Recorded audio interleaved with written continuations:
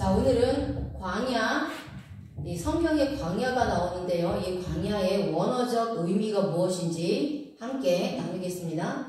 출애굽기 13장 17절 말씀에 하나님은 이스라엘을 애굽에서 탈출시키셔서 가나안으로 인도하실 때에 블레셋을 통해 가나안으로 가는 지름길, 즉 해변길이 있었음에도 불구하고 그 길로 인도하시지 않으시고 광야를 돌아 인도하셨습니다. 그렇다면 왜 광야를 돌아 인도하셨을까요? 자, 먼저는 노예로 있다가 막 애굽을 나온 이스라엘 백성들이 전쟁을 보게 되면 다시 돌아갈 가능성이 있었기 때문이다라고 말씀하셨습니다. 이 광야를 통해서 이스라엘을 훈련하고 연단하시기 위함이었습니다. 자, 두 번째로는 하나님의 인도와 보호하심을 경험하게 하시기 위함입니다. 그렇다면 이 광야는 유대인들에게 어떠한 의미이며 영적으로 우리 그리스도인들에게는 어떠한 의미일까요? 자, 먼저는 히브리인의 사고방식과 문화적 배경을 통해서 알아보겠습니다. 유대인들의 개념에서 광야는 하나님과 만나는 장소입니다. 고대 유대인들은 하나님을 만나기 위해서는 광야로 나가야 한다고 믿었습니다. 왜냐하면 이 광야야말로 신명기 8장 2절에서 6절 말씀 보시면 너를 낮추시고 너를 시험하사 내 마음이 어떠한지 그 명령을 지키는지 지키지 않는지 알려주시기 때문입니다. 그리고 이 광야에서 만나를 먹이신 것은 사람이 떡으로만 사는 것이 아니요 여호와의 입에서 나오는 모든 말씀으로 사는 줄을 깨달을 수 있기 때문입니다. 예수님의 초기 활동에 있어서 두 개의 큰 사건이 유대 광야에서 있었습니다. 그러니까 세례 받으심과 마귀의 시험입니다. 그러니까 세례 요한도 유대 광야에서 회개하라 천국이 가까이 왔느니라고 외쳤고 많은 사람들이 세례 요한에게 나아가서 자신들의 죄를 자복하고 세례를 받았습니다. 자, 헬라적 개념에서 광야는요, 헬라적 개념에서 광야는 귀신이 머무는 곳, 버려진 곳, 그 다음에 황량한 곳으로 인식됩니다. 그렇지만 히브리적 사고방식, 자, 히브리적 사고방식에서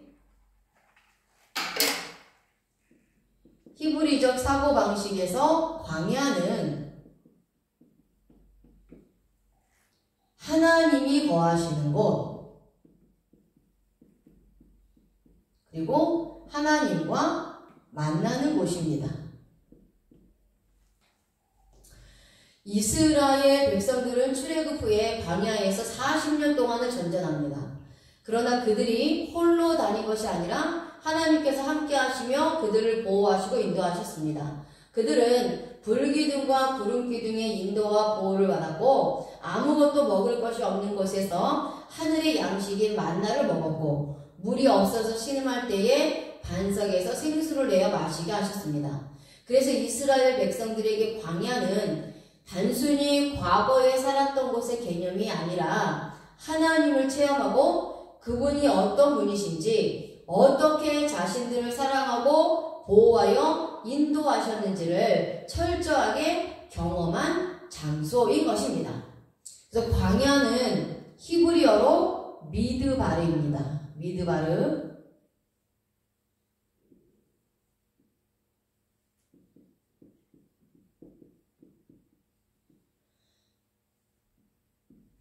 자, 그런데 이 미드바르는요,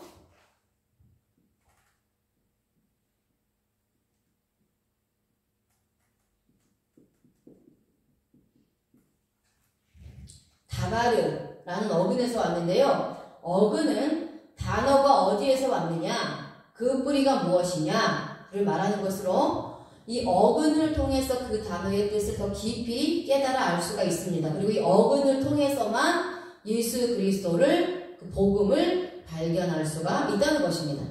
근데 이 미드바르, 광야는 다바르에서 유래되었는데 이 다바르의 뜻은요, 인도하다,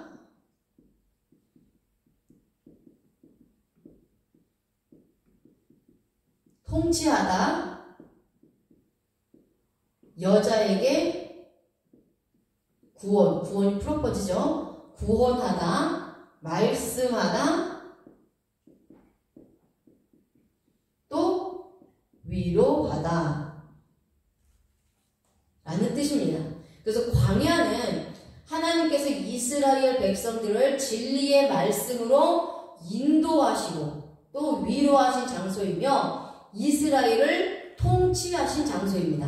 그러니까 성막에서의 제사를 통해 하나님을 섬기는 방법을 가르쳐 주신 장소이며 하나님의 백성으로서의 삶을 살도록 훈련시키신 장소입니다. 광야는 하나님이 이스라엘 백성들에게 구원하는 장소요, 하나님이 얼마나 이스라엘을 사랑하시는지 보여주고 나타내 주신 장소입니다. 실제로 이스라엘의 40년 광야 생활은 이러한 시간이었고, 광야 생활 40년을 한 후에 마침내 약속의 땅인 축복의 땅 가나안에 입성하게 됩니다. 그래서 후대의 랍비들은요, 이 광야는 하나님과 이스라엘이 밀월 여행하는 장소라고 주저없이 말하게 되는 것입니다. 광야는 하나님의 말씀이 있는 곳이 광야입니다.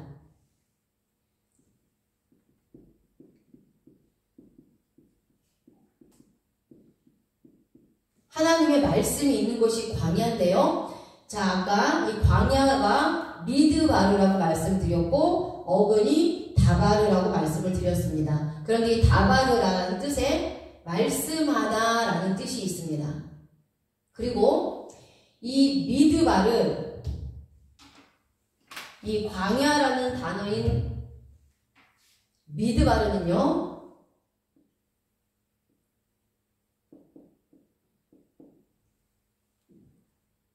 알파벳 mem과 다바르의 합성어입니다. 그러니까 mem은 물이라는 상형 문자에서 왔으며 말씀이라는 의미가 있고, 다바르는 말씀하다라는 사전에 뜻이 있습니다. 그래서 미드바르, 광야는 하나님이 말씀하시는 곳, 하나님의 말씀이 있는 곳이 바로 광야입니다. 선지자들이 흔히 사용하던 광야에서 소리가 있었다는 표현은 지금 하고 있는 이 말이, 이 선지자의 말이 선지자가 자의적으로 말하는 것이 아니라 하나님과 만나고 하나님과 교제함을 통해서 얻은 하나님의 말씀이라는 의미가 있습니다. 그래서 마가복음 1장 3절에 광야에 외치는 자의 소리가 있어 라고 말씀하는데요. 이 말씀은 하나님의 말씀입니다. 고대 히브리인들의 사고방식에 있어서 선지자는 광야에 있어야 그 정당성이 부여되었습니다. 그러면 선지자가 광야에 외치는 자의 소리라는 것은 선지자는 하나님의 말씀을 가진 자, 하나님과 만나고 교제하는 자, 하나님의 말씀을 외치는 자 라는 것을 인정하고 그렇게 선지자를 알았다는 겁니다. 마가복음 6장 5절에 6장 35절입니다. 6장 35절 그리고 마태복음 15장 33절에 제자들이 가로되 광야에 있어 라고 말씀하시죠. 그래서 예수님은 하나님이시다 라는 말입니다. 왜 오병이어 사건이 일어난 곳이 광야라고 표현되어 있을까요? 자, 오병이어 사건이 일어났던 벳세다는 그냥 일반 지역에 위치하고 있습니다. 그러니까 환경적으로 전혀 광야라고 표현할 수 없는 곳이라는 말입니다. 그럼에도 불구하고 광야라고 표현하여 했던 이 복음서 기자들의 의도는 무엇일까요? 그것은 바로 유대인들의 가슴 속에 자리 잡고 있는 하나님을 만나는 장소인 광야에 대한 기대감과 더불어 광야에서 만나를 먹이신 하나님과 지금 오병이어 이적을 통하여 이스라엘들을 먹이시는 예수님을 동일화시키기 위한 표현 방법이었던 것입니다. 자, 그래서요.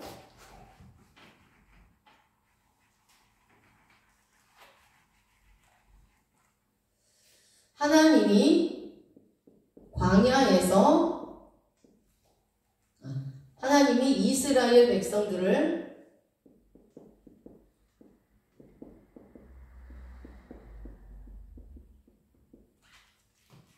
광야에서 만나로 먹이셨다는 것은요, 예수님께서 이스라엘 백성들을 광야에서 오병이어로 먹이셨다라는 표현입니다. 다시 말해서 예수님은 하나님이시라는 의미를 갖게 하기 위해서 벳세다를 광야, 즉 하나님을 만났던 장소로 바꿔서 적어 놓은 것입니다. 자, 그러면 우리 성도들에게 광야는 어떤 장소이며 어떤 의미가 있을까요? 자, 영적으로 광야를 두 가지 시점으로 볼 수 있습니다. 자, 첫 번째는 미시적인 관점입니다. 미시적인 관점. 미시적인 관점에서의 광야는요, 성도 개인이 신앙생활을 하는 동안 반드시 경험하고 통과해야 하는 과정의 시간들을 말하고, 가나안은 하나님이 약속하신 축복을 받는 것을 의미합니다. 그래서 출애굽한 이스라엘이 40년의 광야 생활을 거쳐 가나안에 들어갔듯이 예수 그리스도를 믿고 죄에서 탈출하여 구원받아서 하나님의 자녀가 된 성도들에게도 반드시 광야와 같은 시간이 있다는 것입니다. 각 사람마다 장소가 다르고 환경이 다르고 시간이 다르긴 하지만 광야를 거치지 않은 성도는 없습니다. 세상 가운데 홀로 남겨지고 하나님만 바라볼 수밖에 없는 상황과 환경이 찾아오게 됩니다. 그러니까 이러한 광야와 같은 시간을 통해서 우리는 말씀으로 인도하시고 보호하시고 만나주시는 하나님을 경험하고 체험하게 됩니다. 그러니까 하나님의 사랑, 예수님의 사랑을 경험하고 체험하여 알게 되는 것입니다. 광야의 시간들을 모두 통과하고 나면 하나님께서 가나안과 같은 하나님의 축복을 주십니다. 그러니까 이 광야와 같은 시간을 거치지 않으면 우리가 하나님을 정말로 인격적으로 나의 삶에 경험하고 체험할 수가 없다는 겁니다. 하나님의 축복을 받을 수 없는 것이죠. 자, 두 번째는 거시적인 관점입니다. 자, 거시적인 관점에서의 광야입니다. 이것은 이 땅에 있는 모든 성도들이 광야와 같은 이 세상을 살아가다가 개인의 종말, 육신의 죽음이죠. 이 육신의 죽음이 올 때 영원한 하나님 나라 천국에 들어가는 것을 말합니다. 자, 그렇다면 이 미드바르를 히브리적 의미로 보면 좀 더 쉽게 깨달을 수 있는데요. 자, 이 미드바르.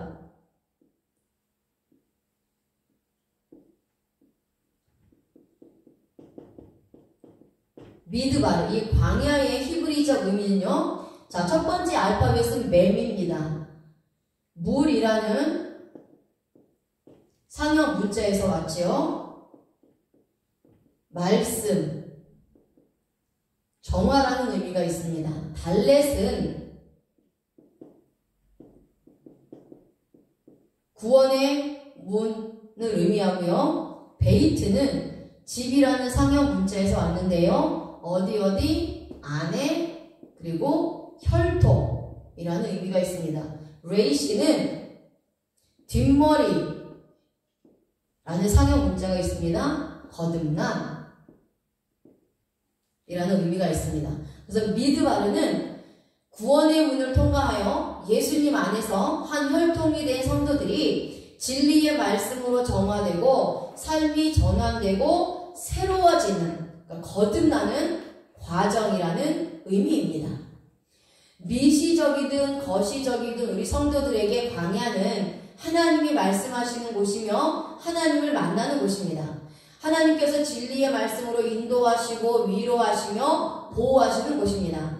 하나님이 나를 통치하시는 곳입니다. 신랑 되신 예수님이 신부인 성도에게 구원하는 장소입니다. 신랑 되신 예수님과 신부인 성도들이 결혼하여 함께 더불어 먹으면서 살아가는 곳입니다.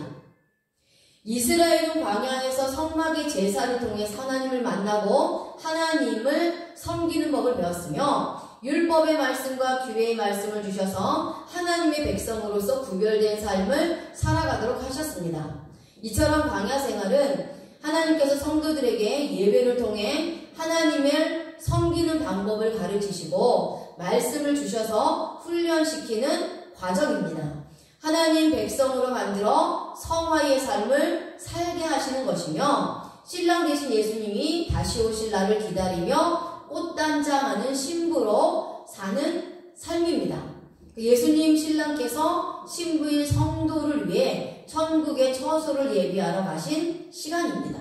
그래서 광야는 고통의 시간, 고난의 시간만이 아니라 하나님이 직접 나를 얼마나 사랑하시는지, 예수님이 나를 얼마나 사랑하시는지를 직접 경험하여 알아가고 깨달아가는 시간입니다.